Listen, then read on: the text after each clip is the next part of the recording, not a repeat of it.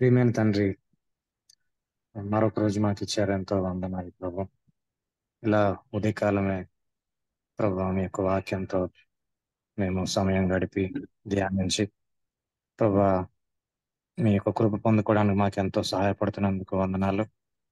ఈ reading together ద్వారా మమ్మల్ని వాక్యంతో నింపుతున్నందుకు వందనాలు. మీ యొక్క జ్ఞానమును, మీ యొక్క వెలుగును మాకు అనుకరిస్తున్నందుకు స్తుతిస్తున్నాము. మీ దాసుడు రాజేష్ అన్నను మీరు వాడుకుంటున్నందుకు కూడా స్తుతిస్తున్నాము. ప్రభా, ఈరోజు కూడా మీరు మాకు కావాల్సిన ఆత్మీయ ఆహారాన్ని దయచేయండి ప్రభా. ఆయన మమ్మల్ని వెలిగించండి. నేను ఎవరైతే రీడింగ్ టుగెదర్లో పాల్గొంటున్నారో వారందరికి కూడా ఈ రోజు క్లాస్ ఎంతో దీవెనకరంగా ఉండాలని ప్రార్థిస్తూ మమ్మల్ని మీకు అప్పగించుకుంటూ ప్రభు యేసుక్రీస్తు నామంలో ప్రార్థించి వేడుకుంటున్నాం తండ్రి. ఆమేన్. Thank you brother Rajeev. Actual గా మీరు ఈరోజు మీరు రావాలనుకున్నా, మీకు ఏదో మీటింగ్ ఉందని విన్నాను. బట్ 10 days VBS ఉంది బ్రదర్. ఈ రోజు కూడా వెళ్ళాలి, బట్ కొద్దిగా లేట్ వెళ్తాను. సో పేతురు యేసుక్రీస్తు ప్రభువుని గద్దించినట్లుగా ఇక్కడ మనం చూస్తున్నాం. ఇప్పుడు యేసుక్రీస్తు ప్రభువారు పేతురుని గద్దించాడు. తర్వాత చూడండి 24వ వచనంలో ఈ యొక్క విషయాలు మనకు కనిపిస్తాయి. ఏమంటున్నాడు 24వ వచనంలో? అప్పుడు యేసు తన శిష్యులను చూసి, ఎవడైనను నన్ను వెంబడింపకోరిన ఎడల. ఇప్పుడు యేసుక్రీస్తును వెంబడించిన అంటే ఏం చేయాలో చెప్తున్నాడు ఇక్కడ. That's the point. This is very very important. It is called discipleship, శిష్యరికం అని మనం చెప్పొచ్చు. ఆనెస్ట్ గా చెప్పండి, ఎంతమంది ఈ యొక్క వాక్యాన్ని, ఈ ప్రసంగాల్ని మీ చర్చిలో విన్నారు? డిసైపుల్షిప్ గురించి ప్రకటించారు. కొంతమంది చేతులు లేపారు. ఫైన్. ఎంత ఫ్రీక్వెంట్ గా విన్నారు మీరు యొక్క వాక్యాన్ని? ప్రేమ గురించి విన్నట్లుగా, కృప గురించి విన్నట్లుగా, యేసయ్య శిష్యరికం గురించి ఎంత స్థాయిలో విన్నాం అనేటటువంటిది ఒక ఆలోచన. ఇప్పుడు చూడండి, జన సమూహాలు ఆయన వెంబడించారు. ఆయన మెస్సయ్య అనేటటువంటి విషయంలో ఆయన చేసేటటువంటి పని ఆయన చేస్తూ ఉన్నాడు. కానీ ఒక టైంలో దాని గురించి సరైన అభిప్రాయం వివరించబడింది. కానీ ఆయన వెంబడించాలంటే అనుకూలమైన పరిస్థితులు ఉంటాయి అనేటటువంటిది కాకుండా ప్రతికూలమైన పరిస్థితులు ఉంటాయి అనేటటువంటి విషయాన్ని ఇక్కడ చాలా క్లియర్ గా నొక్కించారు. ఇది ఇప్పుడు పేతురుతో చెప్పాడు, అక్కడ శిష్యుల్ని చూసి అంటే అక్కడ పేతురుతో పాటు వాళ్ళందరూ కూడా ఉన్నట్టుగా మనం గమనించవచ్చు. తన శిష్యులను చూచి, ఇప్పుడు శిష్యులను అన్నప్పుడు ఇక్కడ ఈ 12 మంది ఉన్నారు కదా, జనసమూహం లేరు. మీరు చూసారా? జనసమూహం అయిపోయింది, వాళ్ళ టైం అయిపోయింది. సో ఇక్కడ వెరీ స్పెసిఫిక్ గా వీళ్ళతోని డీల్ చేస్తున్నారు. అంటే శిష్యుడిగా ఉండాలనుకునేవాడు అంటే శిష్యుల్ని చూసి మాట్లాడు. నన్ను వెంబడింప గోరిన ఎడల అనేటటువంటిది స్పీకింగ్ అబౌట్ అవర్ విల్లింగ్నెస్. మనం కనుక ఆయన్ని వెంబడించాలని అనుకుంటే ఏం చేయాలి? What are the conditions? చెప్పండి. How many conditions are there? ఈ వాక్యం ప్రకారంగా 24 ప్రకారంగా యేసుక్రీస్తుని వెంబడించాలంటే ఎన్ని కండిషన్స్ ఉంటాయి?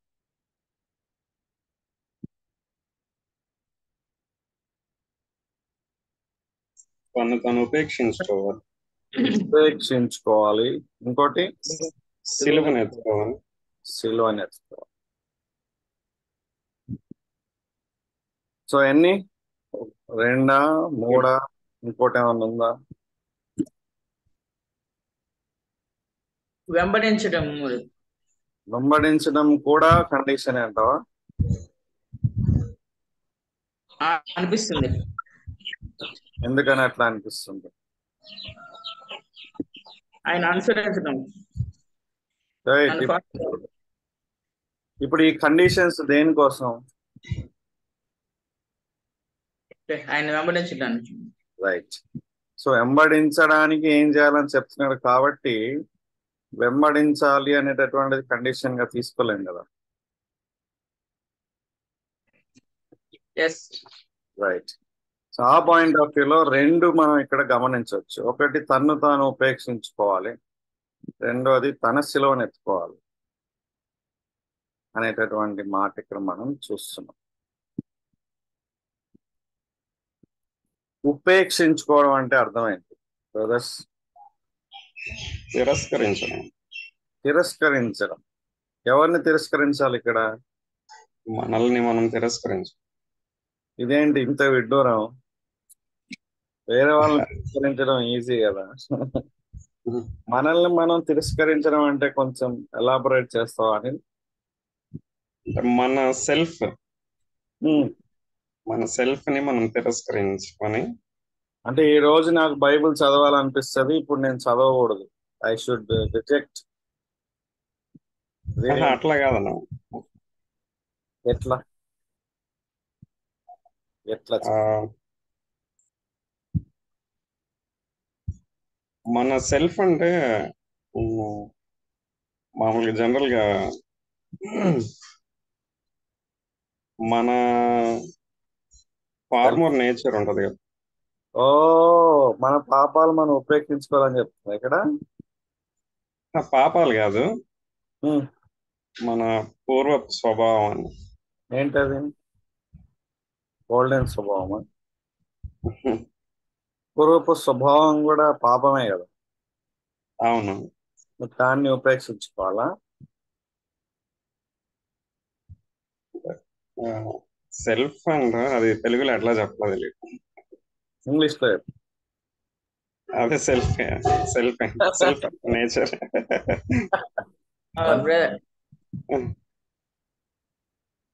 చక్రి బాబు గంట raised his hand. స్వార్థాన్ని ఉపేక్షించుకో. స్వార్థంని ఉపేక్షించుకోవాలి. Please explain brother, what is స్వార్థం? ప్రతి మనిషిలో ఇన్నర్ మ్యాన్ ఉంటారు కదా ఎక్కువగా. హలో, ఇన్నర్ మ్యాన్ ఉంటాడు. ఓకే. దాంట్లో ఎక్కువగా తన గురించి తను ఆలోచన చేసుకుంటా ఉంటాడు, తను హైలైట్ చేసుకోవాలని. దాన్ని ఆలోచించుకోవద్దు, హైలైట్ చేసుకోవద్దా? తన గురించి తాను గొప్పగా చెప్పుకునే దాన్ని, గొప్పగా ఆలోచించేదాన్ని. గొప్పగా ఆలోచించడం అతిశయం అవుతుంది కదా. అతిశయం, స్వార్థం రెండు ఒకటే అంటావా? సేమ్ స్వార్థం ఒక రకంగా ఒకటే అనిపిస్తుంది. ఒక రకంగా ఒకటే అనిపిస్తుంది. స్వార్థం అంటావు. పాపపు నేచరు స్వార్థం. ఓకే, ఇంకా ఎనీ అదర్ థింగ్? నీ చిత్తమే జరుగును గాక, నా చిత్తం కాదు. చిత్తమే జరుగును గాక అంటే ఏంటి? చిత్తాన్ని తిరస్కరించావా? నా చిత్తాన్ని నేను తిరస్కరించుకోవాలి, దేవుని చిత్తాన్ని వెంబడించాలి. నీ చిత్తాన్ని నువ్వు తిరస్కరించుకోవాలి అంటే ఎట్లా బ్రదర్? నీకు చాయ్ తాగాలనిపిస్తుంది, నువ్వు చాయ్ తాగవా? చాయ్ నీళ్ళని కాదు కానీ ఏం తిరస్కరించాలి ఇక్కడ? సరే అశోక్, ఏం తిరస్కరించాలి? నువ్వు ఆల్రెడీ ప్రసంగించాలని చెప్పినావు కదా, విన్నా. చెప్పు. అంటే నా కొరకు నేను బ్రతకకుండా క్రీస్తు కొరకు బ్రతకడం అని. నా కొరకు నీవు బ్రతకకుండా నేను బ్రతకకుండా? నా కొరకు అంటే ఇంత రక్షణ పొందక ముందు, డిసైపుల్ గా ఉండక ముందు నేను స్వార్థంగా బ్రతికేవాడిని కదా, నా కొరకు నేనే బ్రతికేవాడిని కదా. ఇప్పుడు ఆ దృక్పథం మారాలని. మన ఆలోచన నా నువ్వు నువ్వు ఆలోచన నువ్వు కూడా స్వార్థమే అంటున్నావు ఇంకో రకంగా. స్వభావ సిద్ధంగా నాలో ఉన్న నా సొంత ఆలోచన కోరిక అవన్నీ ఏం మారాలి. ఒక ఎగ్జాంపుల్ చెప్పు నాకు. అంటే నేను ఈ లోకం కొరకే బ్రతికేవాడిని కదా ఇదివరకు. ఉమ్, దాన్ని విడిచిపెట్టాలి. అంటే నా దృక్పథం, నా పర్సెప్షన్ మారాలి. నన్ను నేను ఉపేక్షించుకోవడం అంటే దృక్పథం మారడమా? పరిత్యజించుకోవడం, నన్ను నేను దాన్ని ఏమంటే స్వార్థ త్యాగమే. నేను అంటే ఇక్కడ దాని గురించి ఆలోచన ఇప్పుడు. ఆ, నువ్వు దేన్ని తిరస్కరించుకోవాలో చెప్తున్నావు. ఇక్కడ ఆ. తన్ను తాను అన్నప్పుడు ఎవరు? నాకు నేనే. నువ్వే అంటే ఎవరు? సెల్ఫా? సెల్ఫ్ నా స్వభావము. ఇప్పుడు నేను అంటే నీ పౌలు స్వభావం. అన్నాడు కదా, నేను క్రీస్తుతో కూడా సిలువ వేయబడి ఉన్నా అన్నాడు కదా. అట్లా నేను అనే పాప నైజం, పాప స్వభావంను నేను ఎప్పటికప్పుడు దాన్ని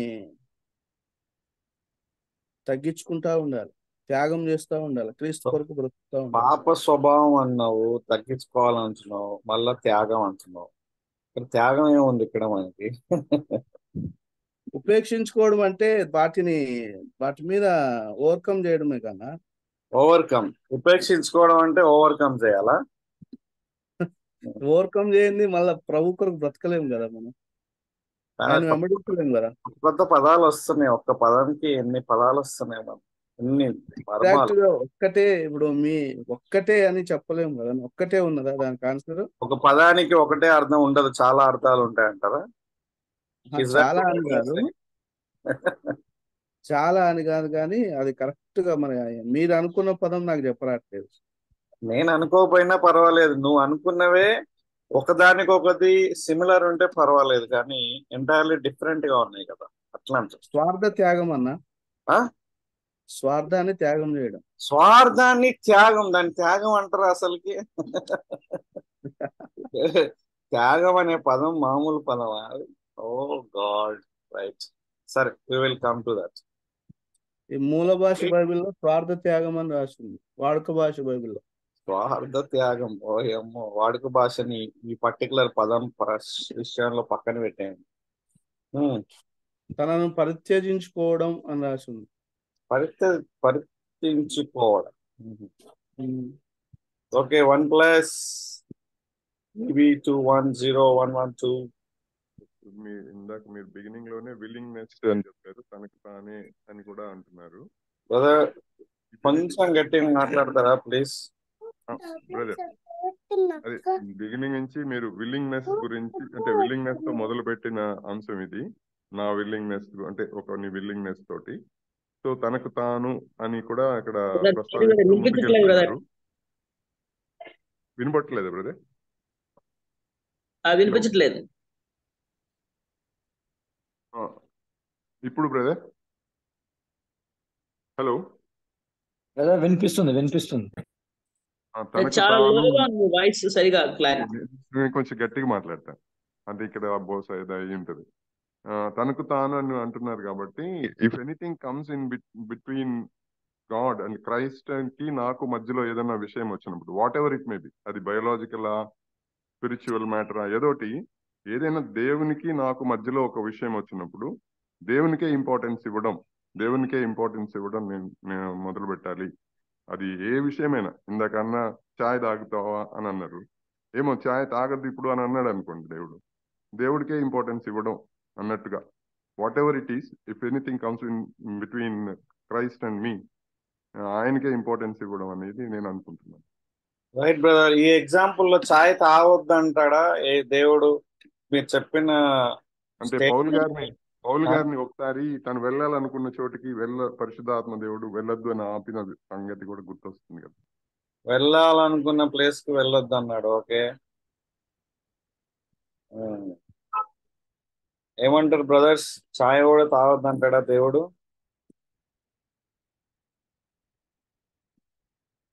పౌలుకి ఎట్లయితే చెప్పాడో మనకి అట్లా చెప్పే అవకాశాలు ఉన్నాయా?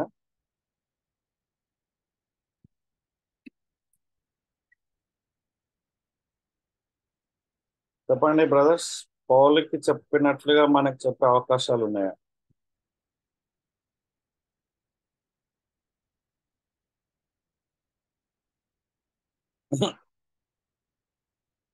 ఉన్నాయా లేవా అవకాశాలు? లేవను. సో కాబట్టి మనం ఏ విధంగా దీన్ని చేస్తాం? నెక్స్ట్ పదం కూడా మనం చూద్దాం. ఈ పదం సేమ్ మీనింగ్ డిఫరెంట్ మీనింగ్? సిలువను ఎత్తుకోవడం అంటే ఏంటి?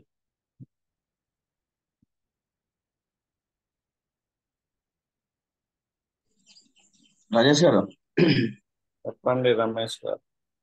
ఇక్కడ ఈ సందర్భంలో యేసు ప్రభును వెంబడించాలంటే హ్మ్, ప్రాణము కూడా ఆ అవసరం త్యాగం చేయాలన్నట్టుగా. అంటే నీ యొక్క కోరికలను హ్మ్, పక్కబెట్టేసుకోవాలి.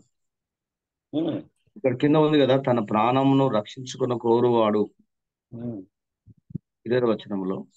హ్మ్, అంటే దేవుని వెంబడించాలంటే హ్మ్. సో యేసు ప్రభుకి ప్రాముఖ్యత ఇవ్వడం అని చెప్పేసి చివరికి తన ప్రాణమైన కూడా ఇవ్వడానికి వెంబడించాలన్నట్టుగా మాట్లాడుతూ అనిపిస్తున్నారు. కోరికలు పక్కన పెట్టుకోవాలంటే ఎగ్జాంపుల్, ఇప్పుడు దేవుడు చిత్తంలో ఆయన కోసం చనిపోవాలనుకున్నప్పుడు హ్మ్, మన మన అంటే మనమేం కోరుకుంటాం అంటే బ్రతకాలని కోరుకుంటాం. బతకాలని కోరుకుంటా. హాస్పిటల్కి వెళ్ళొద్దప్పుడు టాబ్లెట్ వెళ్ళొస్తాం కాదు. మరి దానికన్నా అందుకోసం వాడిన దేవుని చిత్తంలో ఎట్లా తెలుస్తుంది నీకు? ఉమ్, ఇప్పుడు ఎగ్జాంపుల్ సరే, ఉదాహరణకు దేవుడు ఒక దగ్గర బొమ్మంటున్నాడు, నేను ఒక ప్రాంతానికి చాలా భయంకరమైన స్థలానికి బొమ్మంటున్నాడు. హ్మ్, అది చాలా కష్టమైన స్థలం, అది హ్మ్, ఎన్నో ఇబ్బందులు, చివరికి ప్రాణం పోయే అవకాశాలు ఉంటాయి అనుకో. హ్మ్. అంటే సో అలాంటి పరిస్థితుల్లో కూడా మనం వెళ్ళడానికి ముందుకెళ్ళాలన్నట్టుగా అనిపిస్తుంది. అంటే ఇక్కడ పరిచర్య గురించి చెప్తున్నాడా లేకుంటే యేసుక్రీస్తుని? వెంబడించడానికి ఇప్పుడు ఇక్కడ ఇప్పుడు టెక్స్ట్ దానికంటే మనం మీద సందర్భంలో పేతురు గురించి మాట్లాడతారు కదా. పేతురు, నువ్వు ఈ లోక సంగతులనే మనస్కరిస్తున్నావు కానీ దేవుని సంగతులు అని చెప్పేసి ఆ సందర్భంలో ఆ ఈ కింద దాని మీద తర్వాత కింద 20 వచనంలో చూస్తే, అంటే దేవుని వెంబడించడానికి, ఆయన కోసం జీవించడానికి. రైట్. ఇప్పుడు దేవుణ్ణి వెంబడించడం అంటే ఇక్కడ పరిచర్య గురించి చెప్తున్నాడా, యేసయ్యతో సహవాసం, రక్షణ అనేటటువంటి పాయింట్ గురించి మాట్లాడుతున్నాడు? కింద 20 వచనం చూస్తే ఏంటంటే అది రక్షణ గురించి కనబడుతుంది. ఎందుకంటే లోకం సంపాదించుకున్నా కూడా ఏం ప్రయోజనం అన్నట్టుగా అంటే రక్షణ గురించి మాట్లాడుతున్నట్టుంది. రైట్. సో ఇప్పుడు మరి పరిచర్య ఎగ్జాంపుల్ ఏ విధంగా ఫిట్ అవుతుంది ఇక్కడ? అంటే నేను అట్లా ఎగ్జాంపుల్ చెప్పినా కానీ, సో ఇక్కడ ఫాలోయింగ్ క్రైస్ట్ గురించే ఉంది ఇక్కడ ఈ మన 24 వచనంలో అయితే. కాబట్టి ఆ వచనాలను కూడా following Christ point of view లోనే మనం అర్థం చేసుకోవాలి కదా. పరిచర్యకి ఎట్లా అప్లై చేస్తావు అది? అంటే ఎగ్జాంపుల్ చెప్పిన అర్థం కావడానికి అంతే. అంటే అది ఉద్దేశం కాదు కానీ ఫాలోయింగ్ క్రైస్ట్. సరే, okay, thank you very much. అయితే ఆ ఎగ్జాంపుల్ లోనే నువ్వు ఒక దగ్గరికి వెళ్ళాలనుకుంటున్నావా లేదా అనేటటువంటిది ఎక్కడ తెలుస్తుంది? ఇరాన్కి వెళ్ళాలి అనుకున్నాం, సువార్త ప్రకటించాలి అనుకున్నాం. మళ్ళీ ఇప్పుడు ఇరాన్ లో యుద్ధాలు వచ్చేసింది, మరి పోవాలన్నా వద్దా? దేవుడు ఏం చెప్తున్నాడు? ఇవన్నీ ఎట్లా తెలుస్తుంది? మనకు కష్టం కదా. సో ఇది మనం సరే రక్షణ పాయింట్ ఆఫ్ వ్యూలో ఎనీ ఎగ్జాంపుల్స్ అనేటటువంటి మనం చూడాలి. పైన ఏం చెప్తున్నాడు ఇక్కడ? ఒక సిలువను ఎత్తుకోవడం అంటే ఏంటి?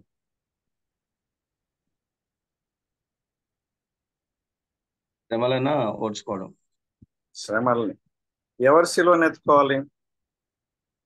ఇది లూకా 9:20 అంటే నీ సిలువను ఎత్తుకొని ఉన్నది వాక్యంలో. అక్కడ ఇక్కడ తన సిలువ ఉన్నది. ఇక్కడ తన అంటే ఏమవుతుంది? సేమ్ మీనింగ్ వస్తుంది. మరి ఎవరి సిలువ ఎత్తుకోవాలి మనం? నా సిలువను ఎత్తుకోవాలి. అంటే ఏంటి నీ సిలువను ఎత్తుకోవడం అంటే?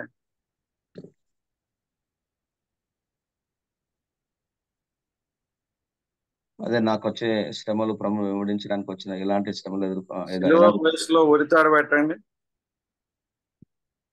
నువ్వు ఉరితాడు నువ్వు వేసుకోవాలి, నన్ను వెంబడించాలంటే మీరు ఉరితాడు వేసుకోవాలి అని అన్నాడు అనుకోండి. సిలువను ఎత్తుకోవాలనేటటువంటిది అప్పటి కాలంలో క్యాపిటల్ పనిష్మెంట్ కి వాడేటటువంటి ఒక చాలా ప్రాముఖ్యమైన జ్యుడిషియల్ యాక్ట్. ఇప్పుడు మన దగ్గర తర్జుమా చేయాలంటే ఎట్లా చేయాలి? తన యొక్క నన్ను వెంబడించాలి, ఎవరైనా నన్ను వెంబడింప కోరిన నన్ను తాను ఉపేక్షించుకుని ప్లేస్ లో తిరస్కరించుకొని, త్యజించుకొని నిరాకరించుకొని. ఐ థింక్ నిరాకరించుకొని అనేది మనకి ఈజీగా అర్థమైంది. ఉపేక్షించుకోవడం అంటే సేయింగ్ నో. సింపుల్ గా అర్థం ఏంటంటే నో చెప్పడం. మనకి మనం నో చెప్పాలని చెప్తున్నాడు. యేసయ్యను వెంబడించాలంటే యేసయ్యకి ఎస్ చెప్పాలి, మనకి నో చెప్పుకోవాలి. తన సిలువను ఎత్తుకోవడం అంటే ఉరితాడు వేసుకోవాలి. ఇంకో మాటలో చావడానికి రెడీగా ఉండాలి అని చెప్తున్నాడు.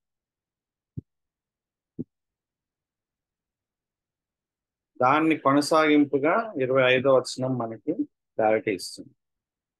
తన ప్రాణమును తర్వాత రక్షించుకొనగోరువాడు దాన్ని పోగొట్టు. నా నిమిత్తం తన ప్రాణమును పోగొట్టుకున్నవాడు దాన్ని తప్పించు. యేసయ్యని వెంబడించడానికి ప్రాణం పోగొట్టుకోవాల్సి వస్తుంది. యేసయ్యను వెంబడించడానికి అంతేనా? అంటే యేసయ్యను వెంబడించకుండా ఉండడానికి, ప్రాణంని రక్షించుకోవడానికి మనం కనుక ప్రయత్నం చేస్తే యేసయ్యను పోగొట్టుకుంటాం. ప్రాణాన్ని పోగొట్టుకోవడానికి ఇష్టపడితే యేసయ్యని మనం అంటే యేసయ్యని నమ్ముకునే విషయంలో యేసయ్యని నమ్ముకునేటటువంటి విషయంలో మనకి ఎన్ని ఒడిదొడుకులు ఎదురైనా సరే మనం నిలబడాలి అనేటటువంటి పాయింట్ గురించి మాట్లాడుతున్నారు ఇక్కడ. అంటే ఎట్టి పరిస్థితుల్లో అయినా సరే మనం ఆయన కోసం నిలబడాలి. అది ప్రాణం అనేటటువంటిది అయినా సరే దాన్ని మనం ఇష్టపడకూడదు. పై వచనాల్లో మనం చూసినప్పుడు పేతురు యొక్క ఆలోచన ఒక విధంగా ఉంది. యేసుక్రీస్తు ప్రభువారి యొక్క ఆలోచన మనం చూసిన ఇద్దరు ఆలోచనలు. కాబట్టి నిన్ను నీవు ఉపేక్షించుకోవాలి, తన్ను తాను ఉపేక్షించుకోవాలని థర్డ్ పర్సన్ లో చెప్పినట్లుగా ఇక్కడ మనం ఏం చూస్తాం? ఇక్కడ మన ఆలోచనలకు మనం అంటే యేసయ్యను వెంబడించే టైంలో మన ఆలోచనలకి నో చెప్పాలి అంటున్నాడు ఇక్కడ. ఇదే విషయాలని మత్తయి గ్రంథకర్త ఇంత ముందు కూడా చెప్పాడు. మీరు మర్చిపోయారా? అప్పుడే మర్చిపోయారా? 5 రొట్టెల గురించి, 4 రొట్టెల గురించి, 4000 మందికి పంచినప్పుడు మీకు గుర్తులు ఎక్కడ చెప్పాడు? 10వ అధ్యాయమా 9వ అధ్యాయమా? ఎక్కడ?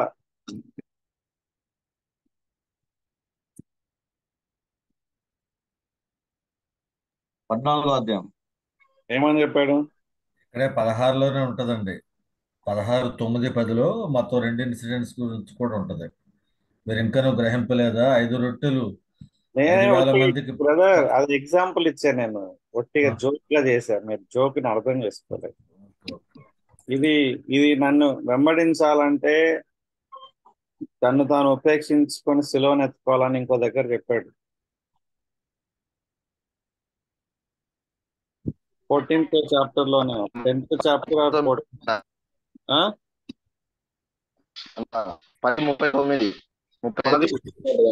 చాప్టర్. Very good. ఎక్కడ వచనం? 38 ఏమనుంది?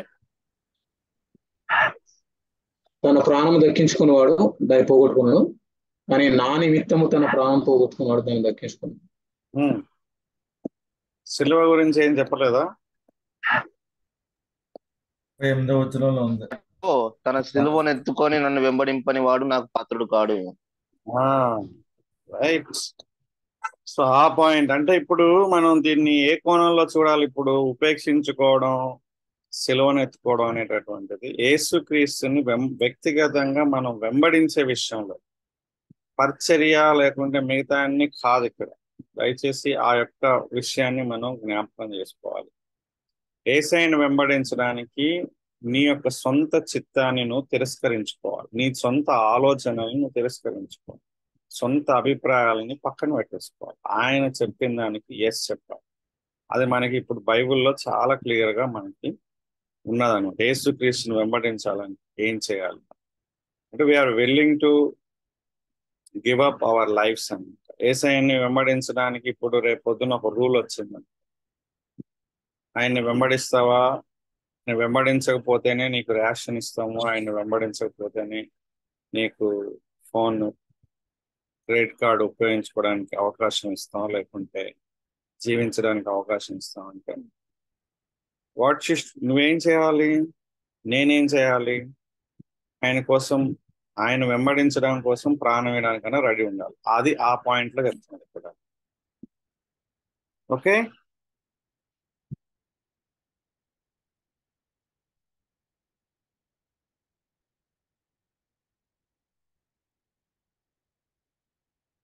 మ్మ్. 26వ వచనం కూడా మనకి ఒక మంచి ఆలోచన. ఒక మనుష్యుడు లోకమంతయు సంపాదించుకొని తన ప్రాణమును పోగొట్టుకుంటే అతనికి ఏం ప్రయోజనం? ఒక మనుష్యుడు తన ప్రాణమునకు ప్రతిగా ఏమి ఇయ్యగలడు? నథింగ్. కాబట్టి పాయింట్ ఏంటంటే 26, 25, 24 ఆయన ఏమంటున్నాడంటే, నన్ను వెంబడించాలంటే ఇక్కడ ఒక 2 విషయాలు చాలా ప్రాముఖ్యమైనటువంటి విషయాలు. నీ అభిప్రాయాలు కాదు, నా అభిప్రాయాలు. సో నా అభిప్రాయాలు అన్నప్పుడు ఇక్కడ మనకి దేవుని వాక్యం. ఇప్పుడు కనుక మనం స్పెక్యులేషన్ లోకి వెళ్ళిపోయినాం అనుకో, ఇప్పుడు మనం ఇదంతా అంటాం. ఇంతకుముందు స్టీవెన్ రమేష్ గారు ఇచ్చిన ఎగ్జాంపుల్స్ మినిస్ట్రీ గురించి అంటే అర్థం కావడానికని ఇచ్చడాన్ని మనం ఆల్రెడీ చూసుకున్నాం. కానీ జనరల్ గా ప్రజలు అది మినిస్ట్రీకి వాడతారు. వాస్తవానికి అది ఆ క్లారిటీ ఉండదు కదా. సో అది డిఫరెంట్ కాంటెక్స్ట్, డిఫరెంట్ వేస్ అన్నమాట. ఓకే, వేరే లేఖనాలు ఉన్నాయి, కానీ ఇక్కడ ఈ లేఖనం రక్షణ అనేటటువంటి పాయింట్ లో మాట్లాడుతుంది. అది మనం దయచేసి కన్సిడర్ చేసుకోవాలి. కాబట్టి 27వ వచనంలో ఒక మంచి మాట మాట్లాడు.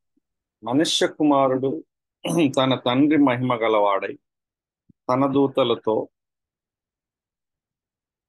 దూతలతో కూడా రాబోచున్నాడు. So future event. తండ్రి మహిమతో వస్తున్నాడంట, ఆయన దూతలతో వస్తున్నాడు. ఇక్కడ యేసుక్రీస్తు వారికి ప్రత్యేకంగా దూతలు కనిపిస్తుంది. అప్పుడు ఆయన ఎవని క్రియల చొప్పున వానికి ఫలం ఇచ్చును. క్రియలు అనేటటువంటి మాట ఎందుకు వాడాడు ఇక్కడ సడన్ గా?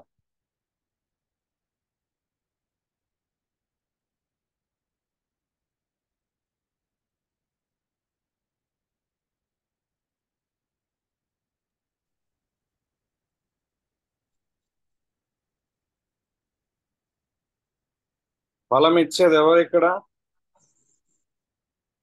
యేసుక్రీస్తు ప్రభువారా లేకుంటే తండ్రి? ఇక్కడ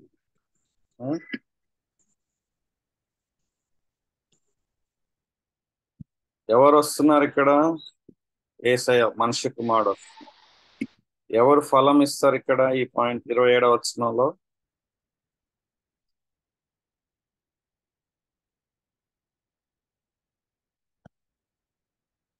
ఓకే, మీరు చిన్న చిన్న ఆన్సర్లు చెప్పరన్నమాట, పెద్ద పెద్ద చెప్తారా? సరే, సారీ బ్రదర్స్, ఇంత చిన్న ప్రశ్నలు అడగడం. ఫలం ఎవరు ఇస్తారు చెప్పండి?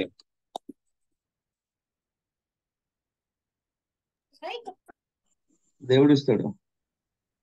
స్పెసిఫిక్ గా చెప్పాలి. దేవుడే ఇస్తాడు. ఎవరి క్రియలో చొప్పున వానికి ఫలం ఇచ్చును. తండ్రి కుమారుడు. ఆయన అంటే యేసు ప్రభు. రైట్. సో ఇక్కడ ఇంకొక రకంగా చెప్పాలంటే దైవత్వం గురించి మనం అక్కడ ఇండైరెక్ట్ గ్లిమ్స్ అనేటటువంటి దొరుకుతుందని ఆ పాయింట్ చెప్పడానికి చేస్తున్నాను.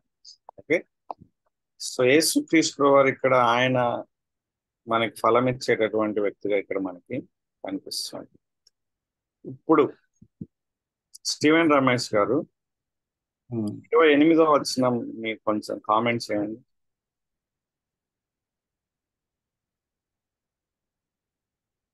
ఇట్లా ఇక్కడ నిలిచిన వారిలో కొందరు మనుష్య కుమారుడు తన రాజ్యముతో వచ్చుట చూచు వరకు మరణము రుచి చూడరని నిశ్చయముగా మీతో చెప్పుచున్నాను.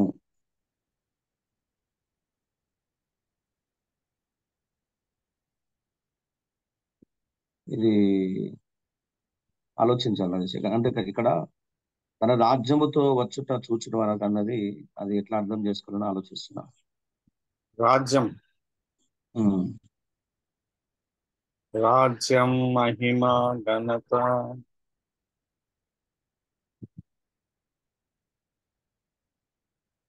సో అయితే దానికన్నా ఇంకా ఇంపార్టెంట్ ఏంటంటే మరణం రుచి చూడరు. ఎవరు మరణం రుచి చూడరు ఇక్కడ? యేసులో శిష్యులను అర్థం చేసుకోవాలి కదా. నీతో చెప్తున్నా కదా క్లియర్, అంటే శిష్యులే కదా ఇక. కాదు కాదు అక్కడ నిలిచిన వారిలో కొందరు అన్నాడు అన్న. ఎంతమంది నిల్చున్నారు అక్కడ? కొందరు. ఎంతమంది నిలిచి ఉన్నారు అంటున్నా? 12 మంది. 12 మంది. రైట్. ఎంతమంది మరణం రుచి చూడరు అని చెప్తున్నాడు ఇక్కడ? కొందరు. అంటే 12 మందిలో కొందరు గురించి మాట్లాడుతున్నారు, అంతేగాని జనసమూహం గురించి మాట్లాడడం కదా ఇక్కడ. అంటే ఈ 12 మంది శిష్యుల్లో కొంతమంది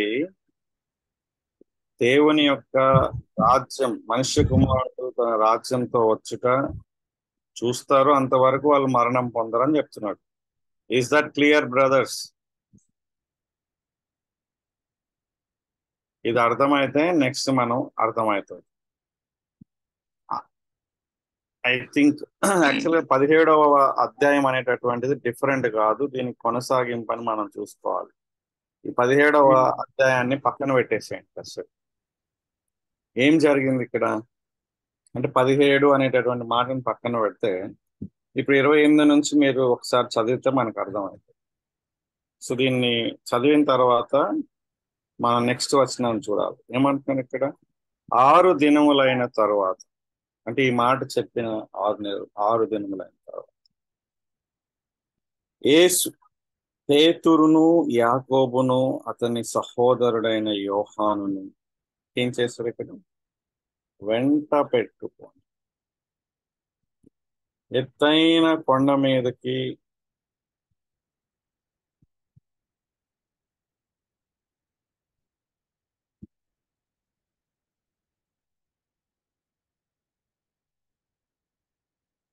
ఏం చేశాడు? ఎత్తైన కొండ మీదకి ఏకాంతముగా పోయి, చూసారా? అంటే వీళ్ళ ముగ్గురే పోయారని అర్థం అనమాట సింపుల్ గా. యాక్చువల్ గా ఏకాంతము అనేటటువంటి మాట ఇక్కడ వాడాల్సిన పని లేదు కదా. వాళ్ళ ముగ్గురిని తీసుకెళ్తున్నాను అనేటటువంటి చెప్పాడు, మళ్ళా స్ట్రెస్ చేస్తున్నాడు. అంటే వీళ్ళ ముగ్గురే ఉన్నారు, ఇంకెవరు లేరు అంటున్నాడు ఇంకో మాటలో. ఎందుకంటే మీలో కొందరు, అంటే ఇంకో మిగతా శిష్యులు ఎవరు కూడా ఈ యొక్క అనుభవం అనేటటువంటిది వాళ్ళకి లేదు. సో అప్పుడు ఏం జరిగింది ఇక్కడ? వారి ఎదుట రూపాంతరం పొందెను. ట్రాన్స్ఫిగరేషన్ అంటారు, రూపాంతర కొండ. ఎట్లా ఉంది ఆ యొక్క రూపాంతరం అనేటటువంటిది 2వ వచనంలో ఇవ్వబడింది. సో వారి ఎదుట అన్నప్పుడు ఈ వారే ఎవరు? ఆ కొందరు. సో ఇప్పుడు రూపాంతరం పొందడం అనేటటువంటిది ఇక్కడ మనం కనుక ఆలోచన చేస్తే, ఆయన రేపు మహిమతో వచ్చినప్పుడు ఎంత ఆయన యొక్క మహిమ, అంటే ఆయన రాజ్యంతో వచ్చినప్పుడు ఆయన ఏ విధంగా ఉంటాడు, లేకపోతే ఆయనకున్నటువంటి మిగతా లక్షణాల గురించి ఇక్కడ మనకి కనిపిస్తుంది. ఆ డిస్క్రిప్షన్ అనేటటువంటిది ఇక్కడ 2వ వచనంలో ఇవ్వబడింది. రూపాంతరం అనేటటువంటిది ఎట్లున్నారు?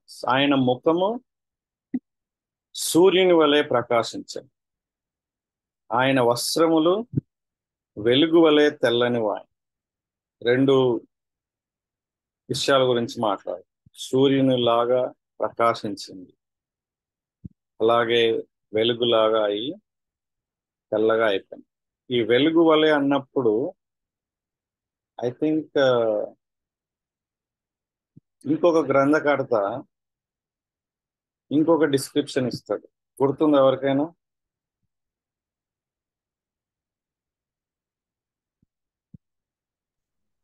చాకలి వాణి విగ్రహం గురించి మాట్లాడుతున్నట్టు ఉంటది. కాదు కాదు, ఇక్కడ తెల్లని వాటి గురించి, వస్త్రముల గురించి మాట్లాడుతున్నప్పుడు కిరణ్ బ్రదర్ చెప్పినట్టుగా చాకలి వాణి గురించి మాట్లాడతాడు. గుర్తుందా మీకు అదే? అవును బ్రదర్స్, ఇట్లా రూపాంతర కొండ అంటే ఇట్లా చెప్పేయాల. మార్క్ సువార్త 9వ అధ్యాయం, మత్తయి సువార్త 17వ అధ్యాయం, ఇట్లా ఇట్లా వచ్చేయాలి మనకి. లోకమందు ఏ చాకలియును అంత తెల్లగా చలువ చేయలేడు. ఏ చాకలియు అన్నాడు కదా. ఇప్పుడు ఇదే మాట, ఏ చాకలియు అనేటటువంటి మాట ఆ గ్రంథకర్త నిజంగా వాడుంటాడా?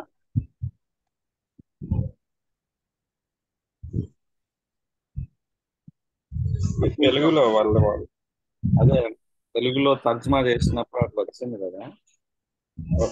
అది ఒరిజినల్ లాంగ్వేజ్ లో ఎట్లా వాడారు అనేటటువంటిది మనం తెలుసుకోవాలి.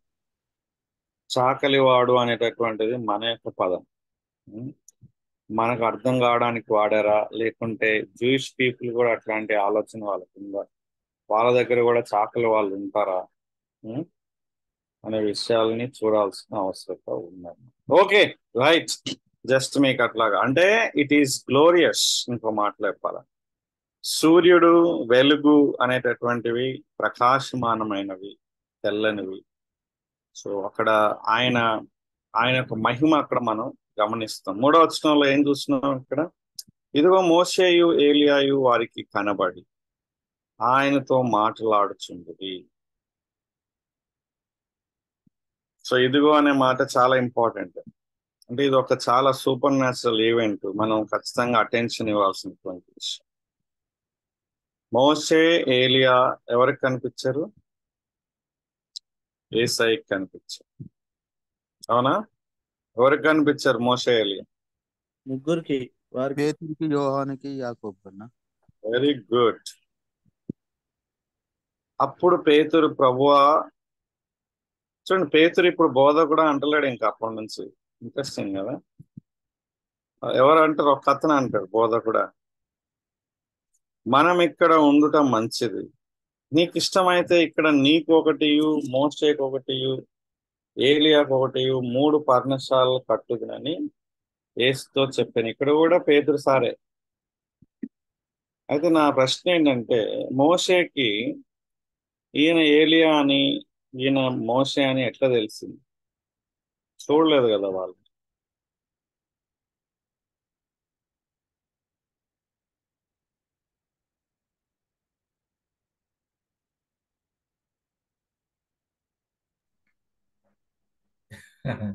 వీళ్ళకి అర్థం అవ్వాలి. మోస కర్రబట్టుకు వచ్చాడేమో మరి. మోసే కర్ర, ఆయన తోలు దట్టి కట్టుకొని.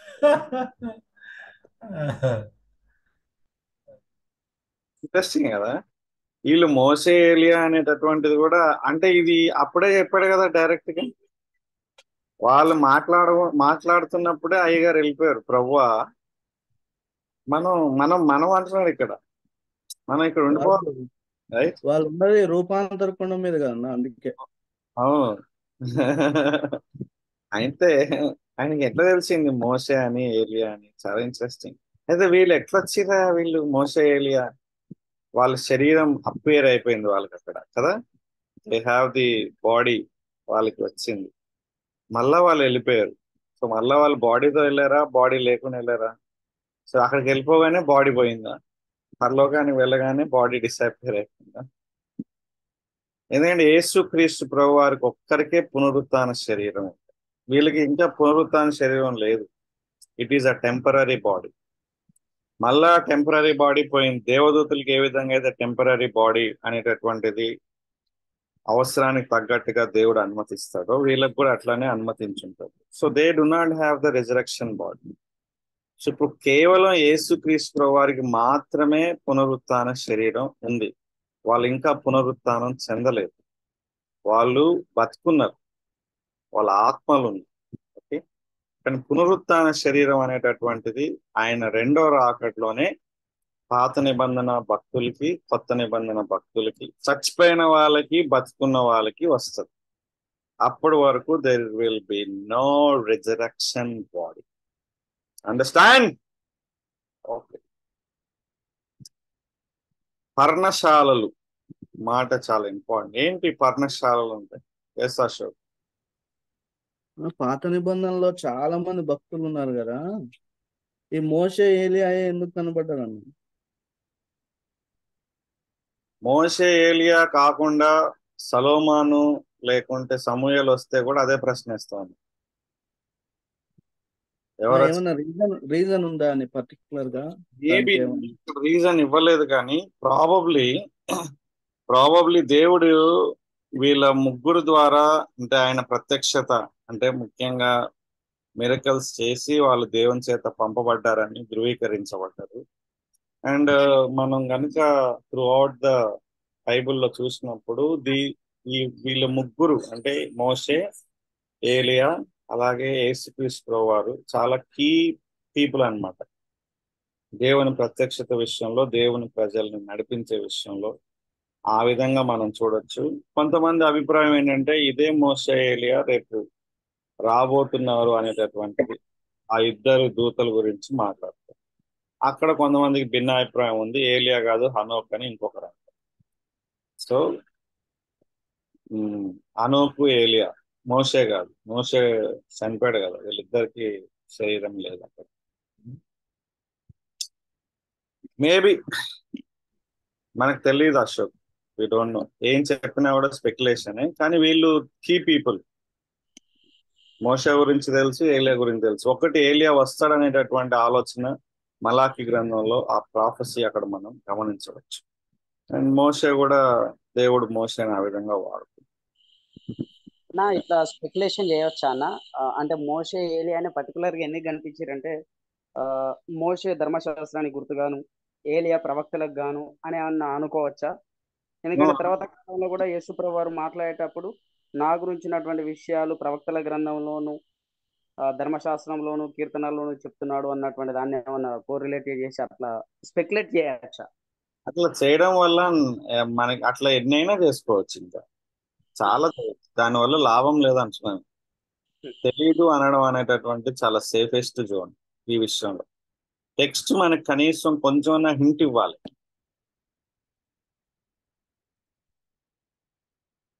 కాబట్టి ఇక్కడైతే మనకి ఆన్సర్ లేదు. మరి వేరే టెక్స్ట్ లో ఎక్కడైనా ఆన్సర్ ఉందేమో చూడాలి. మనం మాథ్యూ ప్రకారంగా ఆలోచన చేస్తున్నాం ఇక్కడ. ఒకవేళ బైబిల్ మొత్తంలో ఆలోచన చేసి ఎవరైనా స్టడీ చేసి ఉంటే వాళ్ళ ఆలోచనని పరిగణలోకి తీసుకోవచ్చు. ఓకే, కాబట్టి ఇక్కడ మనకి రీజన్ అయితే దొరకలేదు. మెయిన్ ఎంఫసిస్ ఏంటంటే ఎస్, మరణము రుచి చూడరు అని అంటే రుచి చూడలేదు కదా. ఇప్పుడు యాక్చువల్ గా దేవుణ్ణి చూసి చచ్చిపోవాలి కదా. ఇప్పుడు వీళ్ళు యేసయ్య రూపాంతరం చెందాడు, ఆయన రాజ్యంతో వచ్చాడు కదా. ఆయన రాజ్యంతో వచ్చుట అంటే రెండవ రాకడ అనుకో. అదే రెండవ రాకడలో ఇది ఒక గ్లిమ్స్ అన్నమాట. ఆయన రెండవ రాకడలో ఆయన కంప్లీట్ గా వస్తాడు, కరెక్టే. ఇప్పుడు రెండవ రాకడలో ఆయన ఎట్లుంటాడు అనేటటువంటిది ఇక్కడ మనకి ఒక చిన్న గ్లిమ్స్ కనిపిస్తుంది అన్నమాట. అదే ఇది ఎట్లా అర్థం చేసుకుంటాం మనం? ఇది ఎలా అనుకోవాలి? రెండో మరణము రుచి చూడరు. ఇక్కడ నిల్చున్న వారిలో కొందరు మనిషి కుమారుడు తన రాజ్యంతో వచ్చుట చూసి వరకు మరణం రుచి చూడరు అని నిత్యముగా మీతో చెప్తున్నాను. మరణించలేదు కదా. పేతురు యోహాన్లు మరణించారు కదా. పేతురు యోహాన్లు మరణించారు కదా. ఆ చూసేంత వరకు దేవుని రాజ్యం ఎక్కడుంది, ఏమనుంది అక్కడ మాట చదువు 28లో వచ్చిన మనుష్య కుమారుడు తన రాజ్యంతో వచ్చు వరకు, అంటే వాళ్ళు మరణించక ముందు యేసుక్రీస్తు వారి యొక్క రాజ్యాన్ని చూస్తారు అని చెప్తున్నాడు ఇక్కడ. అంతేగాని వాళ్ళు మరణించరని చెప్పడం లేదు. వరకు అనే మాట ఉంది అక్కడ. ఓకే, చూచు వరకు వరకు speaks about time duration. Or Greek లో రెండు మీనింగ్లు ఉన్నాయన్నమాట. వరకు అనేటటువంటి దానికి ఏమున్నాయంటే, ఒకటి టైం సెన్స్ లో మాట్లాడతాడు, ఇంకొకటి పర్పస్ సెన్స్ లో మాట్లాడతాడు. మనం మూల భాషలో చూసినాం. సో ఇక్కడ మనం ఏది తీసుకున్నా సరే, ఇక్కడ వాళ్ళు మరణం చూడరు అనేటటువంటిది కాదు పాయింట్. ఇది జరిగేంత వరకు వాళ్ళు మరణించరు అనేటటువంటిది పాయింట్.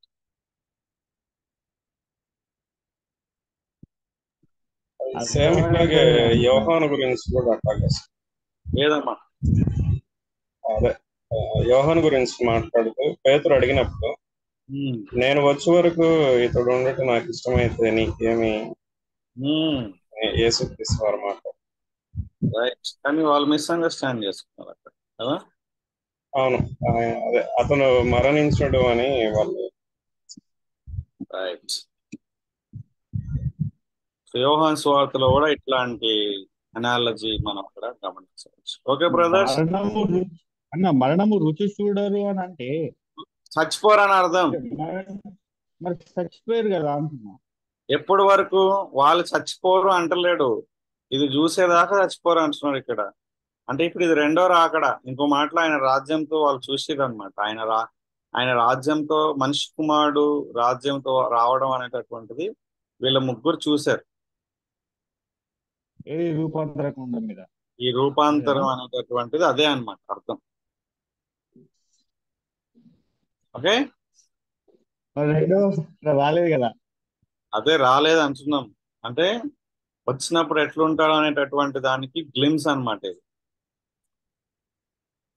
ఒక చిన్న ఏమంటారు, శాంపుల్. Super brother. ఇప్పుడు మనం క్రికెట్ ఆడేటప్పుడు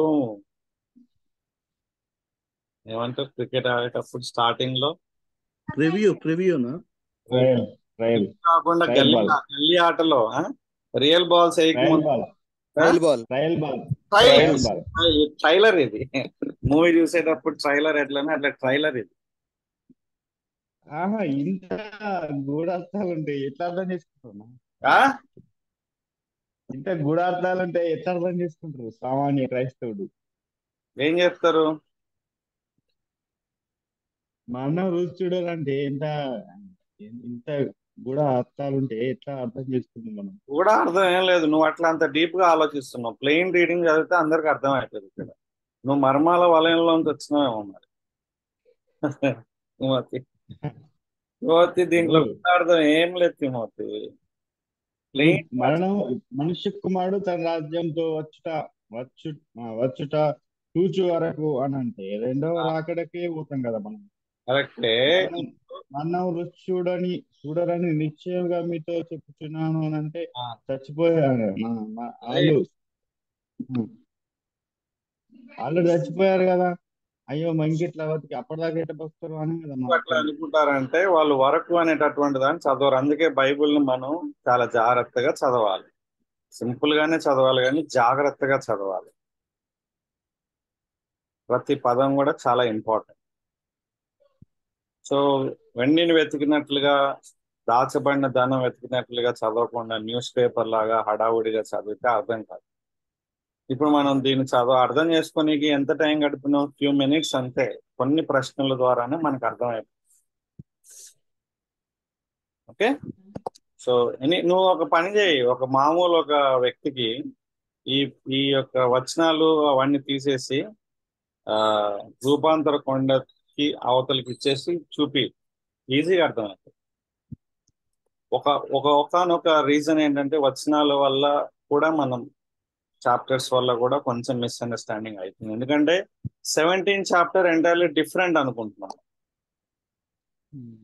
ఆ డిఫరెంట్ సబ్జెక్ట్ అనుకుంటున్నాం. That's a problem.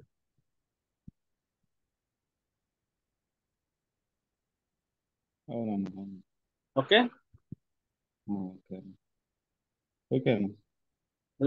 Very clear గా 6 దినములైన తర్వాత అని అన్నప్పుడు ఎప్పుడు 6 దినాలు అనేటటువంటి మనం ఆలోచన చేయాలి కదా. అంటే ఏది చెప్పిన తర్వాత 6 దినాలు అంటున్నాడు ఇక్కడ. So there is a link. ఒకవేళ అది లేకపోతే నేను అనుకున్నట్లుగా కొంచెం కష్టమయ్యేది.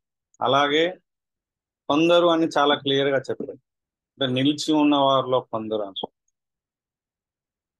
రైట్. సో జనరల్ గా మనం ఏమనుకుంటాం, నిలిచి ఉన్న వారిలో కొందరు అన్నప్పుడు జన సమూహం అనేటటువంటిది మన యొక్క మైండ్ లో ఉంటది, అని దాన్ని జస్ట్ అట్లనే చదువుతాం.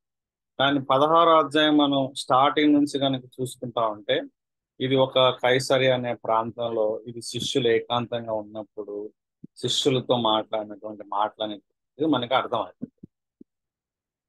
సో దీనికి అర్థం ఏంటి, పై వచనాలు కింద వచనాలు మనం చదవాలి, బాగా చదవాలి, అప్పుడు మనకి ఈజీగా అర్థం. కొన్ని పదాలను నిజంగా అర్థం చేసుకోవడం కష్టమే నువ్వు చెప్పినట్టు, అంత మర్మాలు అయితే. ఒక పర్ణశాలల గురించి ఓల్డ్ టెస్టిమెంట్ లో ఏం చెప్తున్నారు, అసలు పర్ణశాలలు కట్టాలనే ఆలోచన మన మిస్టర్ పీటర్ గారికి ఎట్లా వచ్చింది?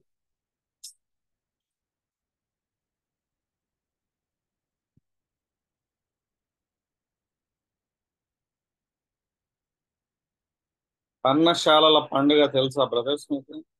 మేము ఓల్డ్ టెస్టిమెంట్ చదవండి అంటారా?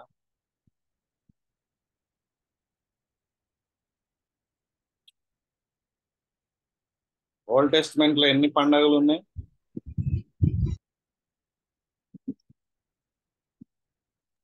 5 పండుగలు ఉన్నాయన్నా.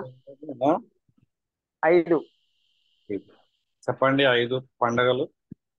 పస్కా పండుగ, పులియన్ రొట్టెల పండుగ, బూరల పండుగ, మొదటి పర్ణశాల పండుగ, ఇంకోటి మనీ కలెక్ట్, కోతకాల పండుగ, మొదటి ఫలాల పండుగ. ఇప్పుడు ఇవన్నీ కోతకాల పండుగ చేసే వాళ్ళు ఇప్పటికీ చాలా మంది ఉన్నారు, చాలా సంఘాల్లో, టు రైజ్ ఇన్కమ్ అవన్నీ దానికోసం. ఇంత అన్ని వదిలేశారు కానీ కొన్ని పట్టుకున్నారు అట్లా ఫర్ టెంపరీ పర్పస్. సరే, ఈ పండుగల యొక్క ఉద్దేశాలు ఉంటాయి కదా కొన్ని. పర్ణశాల పండుగ యొక్క పర్ణశాలల పండుగ యొక్క ఉద్దేశం అంటే ఈ భూమిపైన మన నివాసము అస్థిరమైనది, ఒకరోజు దేవుడు మనకు రాజ్యాన్ని ఇస్తాడు, దాంట్లో మనం స్థిరంగా ఉంటాము అనడానికి నిదర్శనంగా చేసేదేమో. చేసేదేమో అంటున్నావా? అనుకుంటున్నాను. ఎస్.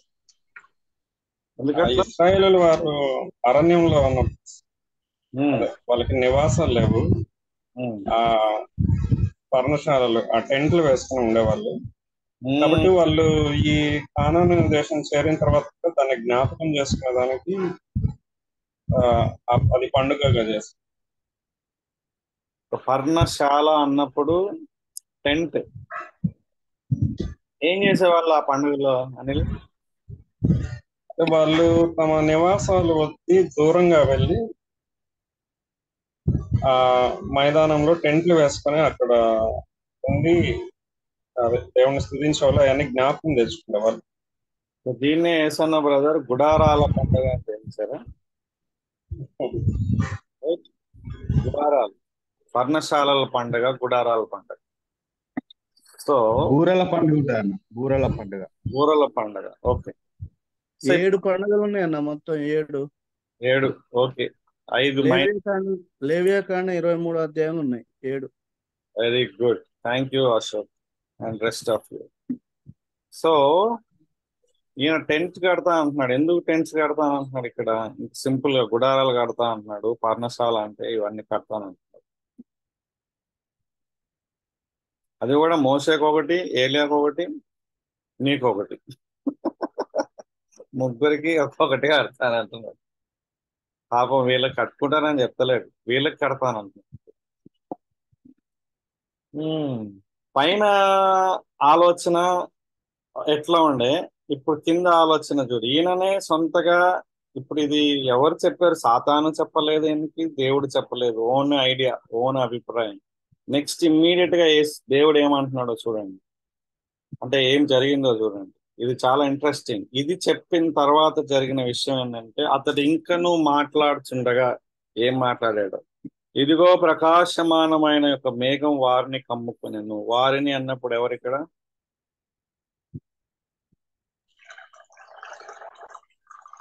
పేతురు, యోహాను, యాకోబు,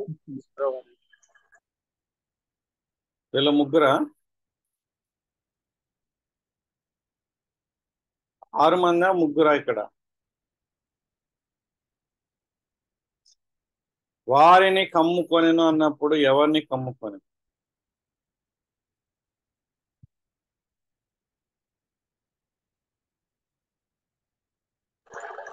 పేతురు, యోహాను, యాకోబులు అనిపిస్తుంది అన్న.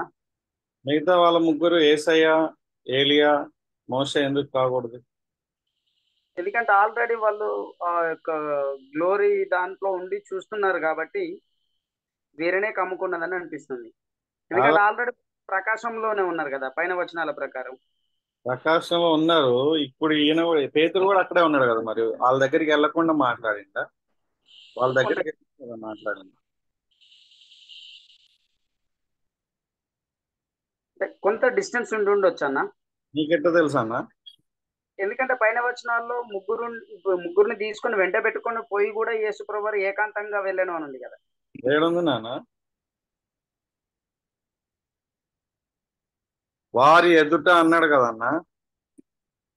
ఎదుట అంటే పక్కనే అని ఎందుకు అనుకోవాలన్నా? ఎదుట అంటే ఎక్కడ నాన్న? ఎదుట అంటే వాళ్ళ కన్నుల ఎదుట. There may be some distance ఉండి ఉండొచ్చేమో. సరే, సమ్ డిస్టెన్స్. ఎంత డిస్టెన్స్ అన్న? మేబీ రాతి వేతంత దూరం కాకపోయి ఉండొచ్చు. సరే, మోసేలు మాట్లాడిండా మరి? అంటే వాళ్ళ మోసే మాటలు వినిపిస్తున్నాయా 4వ వచనంలో? ప్రభువా మనం ఇక్కడ ఉండటం మంచిది అన్నప్పుడు ఎంత డిస్టెన్స్ లో ఉన్నాడన్నా?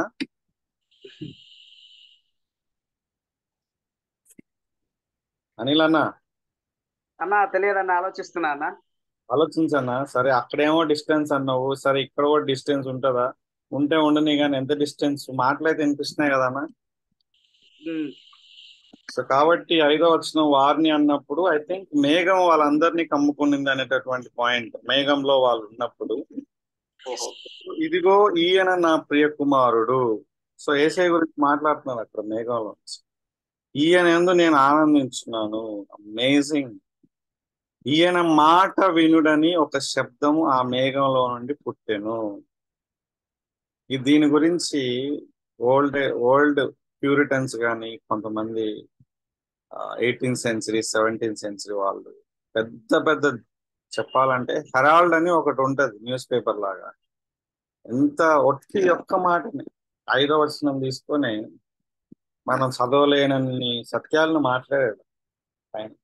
నేను ప్రారంభ దశలో ఉన్నప్పుడు విన్న వాటి గురించి మర్చిపోయినా, చదివినా మర్చిపోయినా. కానీ పాయింట్ ఏంటంటే ఇక్కడ మనం పైనుంచి చూస్తున్నప్పుడు పేతురు సిలువ దగ్గర తన అభిప్రాయాన్ని చెప్పాడు. ఓకే, ఇన్ఫ్లుయెన్స్డ్ బై సేటన్ అని మనం చూసుకున్నాం. అక్కడ గద్దించబడ్డాడు. సో ఇక్కడ ఈ యొక్క సినారియో చూసినప్పుడు ఇక్కడ ఇంకొక అభిప్రాయం చెప్తున్నాడు పేతురు. అండ్ ఇక్కడ దేవుడు ఇంటర్వ్యూన్ అయ్యి దేవుడు ఏమంటున్నాడంటే ఈయన మాట వినాలి అంటున్నాడు. ఇక్కడ మీరు చూడండి, చాలా ఇంపార్టెంట్. ఆ పై వచనానికి 2వ వచనానికి చాలా ఇంపార్టెంట్. ఇక్కడ వరకు చెప్తే అయిపోతుంది కదా. ఈయన మాట వినుడని ఒక శబ్దం ఆ మేఘంలోంచి పుట్టింది. ఆ మాట చెప్పాల్సిన అవసరం ఏముంది ఇక్కడ? బికాస్ పీపుల్ హ్యావ్ డిఫరెంట్ ఆలోచనలు, సిచ్యువేషన్ బట్టి, దేవుని ప్రణాళికల విషయంలో కానీ. ఇప్పుడు వాళ్ళు ఏం మాట్లాడారో మీకు తెలుసా? కొని ఇది ఎవరిచ్చారు? లూకా ఇచ్చుంటాడు అనమాట. ఒకసారి చూడండి. మోషే, ఏలియాలు యేసుక్రీస్తు ప్రభు వారితో ఏం మాట్లాడారు. Come on brothers, we have no time now. లేకుంటే మీరు అసైన్మెంట్ చేస్తారా? అది మా రక్తంలో లేదా? నిర్గమం గురించి లోక 9:31. అది మా రక్తంలో లేదంటారా? చెప్పండి బ్రదర్. లోకసభతో 9:31. వారు మహిమతో అగుపడి ఆయన యెరూషలేములో నెరవేర్చబో నిర్గమమును గురించి మాట్లాడుచుంటారు. యెరూషలేములో యేసుక్రీస్తు ప్రభు వారు మరలా సిలువలో నిర్గమం అంటే ఆయన చావు గురించి కదా. అక్కడ దాని గురించి వాళ్ళు డిస్కస్ చేస్తున్నారు. ఎంకరేజ్ చేస్తున్నారు. ఆ పాయింట్ ఆఫ్ వ్యూలో మళ్ళా ఇక్కడ పేతురు గారు వచ్చి మరి విన్నాడా లేకుంటే వినలేదా, అనిల్ చెప్పినట్లుగా డిస్టెన్స్ ఉంటే విన్నట్టు, లేకుంటే నా యొక్క అబ్జర్వేషన్ ప్రకారంగా చూస్తే వినినట్టు, లేకుంటే వాళ్ళు వినకుండా ఉండే పని అయితే దేవుడు యేసుక్రీస్తు వారు ఎందుకు తీసుకెళ్ళాలి వీళ్ళని ప్రత్యేకంగా కదా. సో యేసయ్యని వాళ్ళు చూశారు, ఆయన మహిమని. అలాగే అక్కడ ప్రాబబ్లీ ఆ యొక్క విషయాల గురించి విన్నారేమో. కానీ ఇక్కడ పేతురు యొక్క మైండ్ సెట్ చూడ ఎట్లుందో, చాలా ఇంట్రెస్టింగ్ కదా. సో దేవుడు ఇక్కడ ఏమంటున్నాడు, ఇక్కడ మళ్ళా మీరు ఆయన మాట మీరు వినాలి అని. శిష్యులు ఈ మాట విని బోర్లబడి మిక్కిలి భయపడగా. చాలా మంచిగా అనిపిస్తుంది. ఈ యొక్క 6వ వచనాన్ని మనం మొత్తం మన చర్చెస్ లో అంటియాలి. ఎస్పెషల్లీ ఎట్లాంటి చర్చెస్ లో అంటే దేవుడు నాతో మాట్లాడుతున్నాడు, దేవుడితో నేను మాట్లాడాను అని చెప్పుకునేటటువంటి చర్చెస్ లో అంటియాలి. దేవుని యొక్క స్వరం వింటేనే ఎట్లా ఉందో చూడండి. బైబుల్ మొత్తంలో దిస్ ఈజ్ అ రెస్పాన్స్. దేవుని యొక్క మాట వింటే ఇంత భయం వస్తుంది తెలుసా. కానీ మన దగ్గర ఎంత క్యాజువల్ అయిపోయిందంటే దేవుడు మాట్లాడడం అనేటటువంటిది ఒక అతిశయంగా, లేకుంటే దాన్ని ఒక పాయింట్ ఆఫ్ వ్యూలో తీసుకోవడం మనం చూస్తున్నాం. కానీ అప్పుడు వాళ్ళు భయపడినప్పుడు యేసయ్య ఏం చెప్పాడు, వారి యొద్దకు వచ్చి వారిని ముట్టి లెండి భయపడకూడని చెప్పాడు. వారు కన్నులెత్తి చూడగా యేసు తప్ప మరి ఎవరిని వారికి కనపడదు. సో వాళ్ళు డిసప్పేర్ అవుతారు మిగతా వాళ్ళు. So that's a point. ఇక్కడ 8వ వచనం వరకు ఇక్కడ మనం కనుక ఆలోచన చేస్తే విషయాలు అక్కడ ఆ విధంగా ఉంది. Yes brother Joseph, we will close now after Joseph. ఏం లేదన్న, లోక 9లో నిర్గమ అంటే ఏందన్న? నిర్గమం అంటే డెత్, డిపార్చర్ అంటారు దాన్ని. ఆయన ఏ విధంగా ఈ లోకాన్ని వదిలిపెట్టారు, మరణించాలి అనేటటువంటి విషయం. Okay right. సో రూపాంతర కొండలో కూడా పర్పస్ ఏంటి ఇక్కడ? రూపాంతరం కొండలో ఆయన మహిమ గురించి పర్పసా, లేకుంటే పేతురికి ఒక లెసన్ నేర్పించడానికి, లేదంటే పేతురు ద్వారా మనందరికి కూడా నేర్పించేటటువంటి లెసన్ ఇక్కడ ఏది ఎంఫసైజ్ చేస్తున్నారు ఇక్కడ మాథ్యూ చూడండి. ఎందుకంటే ఇదే రూపాంతర కొండని పేతురు కూడా వాడాడు తన యొక్క పత్రికలో. వీ హ్యావ్ సీన్ దిస్, మా యొక్క కన్నులతో మేము ఆయన్ని చూసామని చెప్తాడు. కానీ ఆయన ఎంఫసిస్ వేరే. ఇక్కడ మాథ్యూ ఈ ఇన్సిడెంట్ ని ఒక బయోగ్రాఫికల్ గా ఒక నెరేషన్ అనేటటువంటిది ఇచ్చినప్పటికీ ఆయన ఏ విషయాన్ని ఎంఫసైజ్ చేస్తున్నాడు? దేవుడు వాళ్ళతో చెప్పినటువంటి మాటలు, అంటే ఈయన మాట వినండి మీరు అనేటటువంటిది మేజర్ ఎంఫసిస్ అనుకుంటున్నాను నేనైతే. అవును, యేసు దేవుని కుమారుడు, ఆయన మాట వినాలి. Right. And one more thing, ఇక్కడ మనం ఏం చూస్తాం, చాలా మంచిగా అనిపిస్తుంది. బాప్టిజం తర్వాత ఇక్కడ రెండోసారి ఆయన కుమారుడు గురించి మళ్ళా చెప్తున్నాడు. ఈయన నా ప్రియ కుమారుడు, ఈయన యందు నేను ఆనందించున్నాను. అమేజింగ్ కదా brothers, this is really really amazing. అంటే తండ్రి చెప్పాల్సినటువంటి అవసరం ఏముంది? అరే నేనేం కనిపిస్తలేదు, వీళ్ళు నాకు కనిపిస్తుంది. తండ్రి చెప్పాల్సినటువంటి అవసరం ఏముంది చెప్పండి? యేసయ్య గురించి. యేసయ్య తన తండ్రి ప్రేమలో భద్రంగా ఉన్నాడు, బట్ బహిరంగంగా ఈజ్ మై బిలవడ్ సన్, ఈయన నా ప్రియ కుమారుడు అనేటటువంటి ఆ అఫర్మేషన్ మరలా ఇవ్వడం మనం చూస్తున్నాం. It's amazing thing right. చాలా మంచిగా అనిపిస్తుంది ఆ యొక్క మాటలు చూసినప్పుడు. దేవుడు అంటే కేవలం యేసుక్రీస్తు ప్రభు వారికే కాదు కానీ మన గురించి కూడా మాట్లాడుతున్నారు చాలా సందర్భాలు. ఇజ్రాయెల్ ప్రజల గురించి మాట్లాడుతున్నారు, దానియేలు గురించి మాట్లాడుతున్నారు. నువ్వు నాకు బహు ప్రియుడు అంటున్నావు, you are highly favoured. This kind of encouragement అనేటటువంటి కంటిన్యూగా మనం చూస్తున్నాం. ఓకే బ్రదర్స్, సో యేసయ్యను వెంబడించాలంటే, అంటే ఆయన్ని నమ్ముకోవాలంటే, ఇంకో మాటలో మన కాంటెక్స్ట్ లో యేసయ్యను నమ్ముకోవాలంటే మనల్ని మనం ఉపేక్షించుకొని ఉరితాడుకి రెడీగా ఉండాలి. Okay, right. God bless you brothers. Have a blessed Sunday and enjoy your Saturday. Thank you అన్న. రైట్, థ్యాంక్ యూ అన్న. ప్రేయర్ చేయమా? ఎస్ ఓకే అన్న. pray for all of us. Okay, నాన్న ఒక మాట అన్న, yes. ఈ ఈయన నా ప్రియకుమారుడు, ఈయన ఎందుని ఆనందించున్నాను, ఈయన మాట వీరుడు అని చెప్పిన దాన్ని బట్టి అది ప్రత్యేకంగా అట్లా ఎందుకు చెప్పిండని మీరు ఆన్సర్ చెప్పలేదన్న. నాకు కూడా తెలీదు, చెప్పినందుకు నేను సంతోషిస్తాను. అంటే మేబీ నేను పంపించాను, ఇప్పుడు తండ్రిని యేసయ్యని నేనే పంపించాను అనేటటువంటి ఇంకొక అఫర్మేషన్ అనేటటువంటిది స్పెసిఫిక్ గా శిష్యులు చెప్తున్నారు. ఇక్కడ బాప్టిజం దగ్గరేమో జనరల్ క్రౌడ్ అందరు ఉన్నారు, ఇక్కడ శిష్యులు చెప్తున్నారు నేను తండ్రి దగ్గర నుంచి వచ్చాను అనేటటువంటిది యేసయ్య కంటిన్యూగా శిష్యులకు చెప్తున్నారు కదా. ఇప్పుడు మోషే గాని ఏలియా గాని దేవుడి దగ్గర నుంచి పంపబడ్డారనడానికి అప్పుడు కాలంలో వాళ్ళు రుజువులు చూపించారు. ఇప్పుడు దైవ మానవుడైన యేసుక్రీస్తు ఇప్పుడు అక్కడ దేవుడుగా ఆయన మేజర్ గా కనిపించడం లేదు. ఆయన దేవుడు అయినప్పటికీ ఒక క్రీస్తుగా దేవుని చేత పంపబడినటువంటి వ్యక్తిగా తను తాను కనపరుచుకుంటున్నాడు. సో దానికి రుజువులుగా ఈ యొక్క మాటలు ఉన్నాయేమో అనేటటువంటిది ఒక ఆలోచన. Right, maybe that we can take confirm. యేసయ్య నా ద్వారానే పంపబడ్డాడు, ఈజ్ మై సన్. మిగతా వాళ్ళని ఏమన్నాడు? Is my servant. మోజెస్ గురించి ఏమన్నాడు? Is my servant but I sent him అంటున్నాడు. యేసయ్య గురించి చాలా ఇంట్రెస్టింగ్ గా నేను పంపించాను, ఈజ్ మై బిలవర్డ్ సన్. మామూలు సన్ కూడా కాదు, ప్రియ కుమారుడు. ఎస్ అనిల్. పేదరికి పర్ణశాలలోనే పాట ఎందుకు వచ్చింది, ఎందుకు చేయాలని తన మైండ్ లో ఏం? అదే పేతురు యొక్క మైండ్ సెట్ అంతా కూడా ఎస్టాబ్లిషింగ్ కింగ్డమ్ అనేటటువంటిదే ఉంది కదా.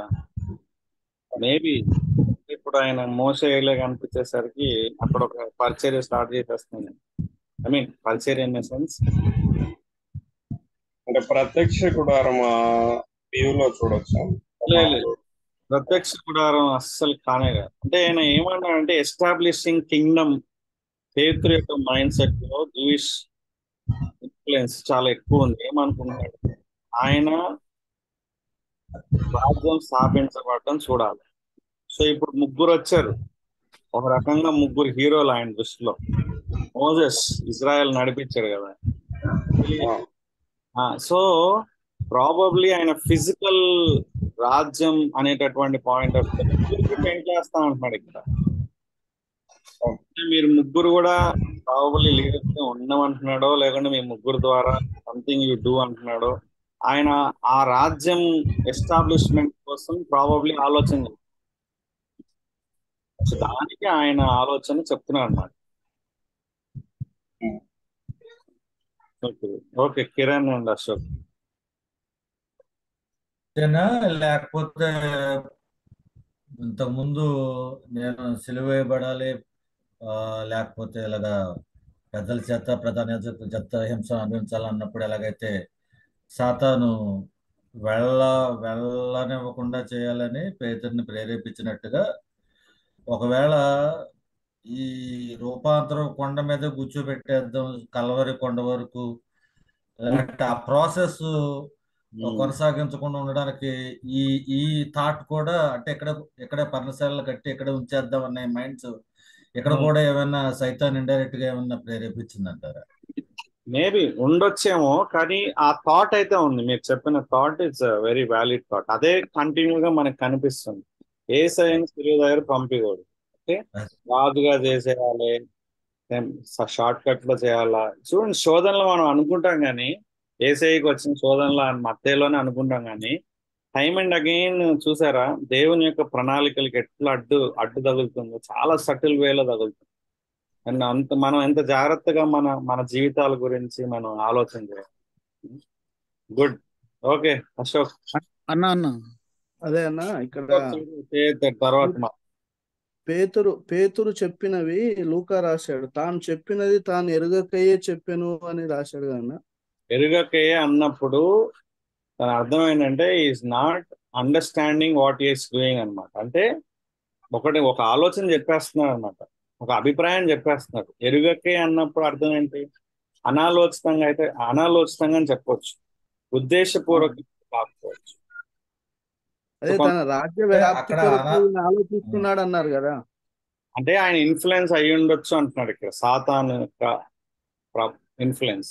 సో ఇప్పుడు పేతురు అనాలోచితంగా మాట్లాడాడంటే తొందరపాటులో, ఇప్పుడు ఏ విధంగా అయితే సిలువకి వెళ్ళొద్దు అన్నాడో ఇక్కడ కూడా అట్లానే అంటున్నాడు ఇక్కడ.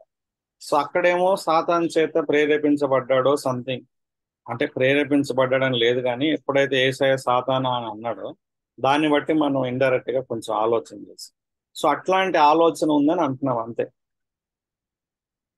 ఓకే, కానీ మాట్లాడాడు కదా, he has spoken, so is responsible for that. And దానికి రెస్పాన్సే నువ్వు యేసయ్య చెప్పిన మాట విను అంటున్నాడు అక్కడ తండ్రి. Okay brother Joseph. వచ్చిందన్న సమాధానం. అదే సాతాను ప్రేరేపించినప్పుడు మాట్లాడే అన్నారు కదా కిరణ్ బ్రదర్, దానికి మళ్ళీ ఇప్పుడు మీరు మాట్లాడారు. నిన్న చెప్పారు. దేవుని ప్రణాళికలకు విరుద్ధంగా వెళ్ళడానికి ఎప్పుడు కూడా సాతాను యొక్క ఉంటది. దానికన్నా ఎక్కువగా మన సొంత అభిప్రాయాలు ఉంటాయని మనం ఎప్పుడు మర్చిపోదు.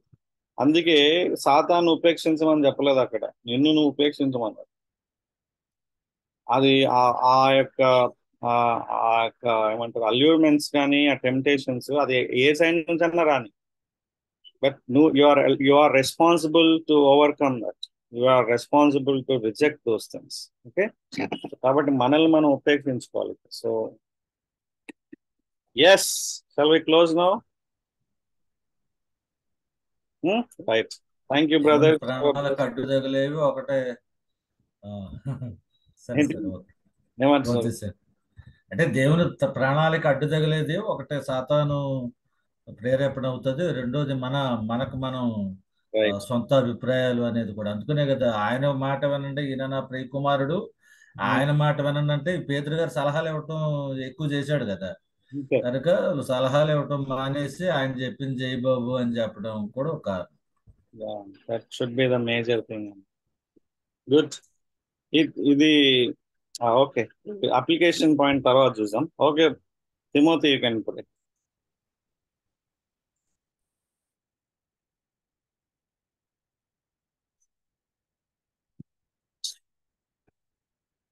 మయాంక అగర్వాల్ ఎక్కడున్నావు? వెళ్ళిపోయినావా?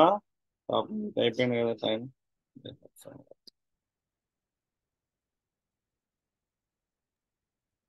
అన్నా ప్రభువైన దేవ, పరిశుద్ధుడా, లోకంలో మా ప్రేమ తండ్రి, నాయన మీ యొక్క వాక్యాన్ని నేర్చుకునే అవకాశాన్ని ఉదయకాలంలో మాకు ఇచ్చినందుకు ప్రత్యేకమైన వందనాలు చెల్లిస్తున్నాం దేవా. తండ్రి, నేర్చుకున్నటువంటి అంశాలను ప్రభువా నాయన మా యొక్క జీవితంలో పాటించడానికి శక్తిని అనుగ్రహించిన ప్రభువా, అది మాకు అర్థం కాని విషయాలు తెలుసుకున్నప్పుడు ప్రభువా నాయన మేము ప్రభువా చాలా సంతోషిస్తున్నాము. ఇలాంటి సంతోషము మాకు ఇచ్చినందుకు నిజంగా మిమ్మల్ని స్తుతిస్తున్నాం దేవా. నాయన మాకు అర్థం చేయించడానికి నాయన మరి రేషన్ కూడా వాడుకుంటున్నాం చెల్లిస్తూ ఆధ్యాత్మికమైనటువంటి ఆశీర్వాదాలతో ఆశీర్వదించుకొని మా ప్రభువైన యేసునామములో అడిగి వేడుకుంటున్నాము. ఆమేన్. Amen. God bless you and see you next week. See you on next week.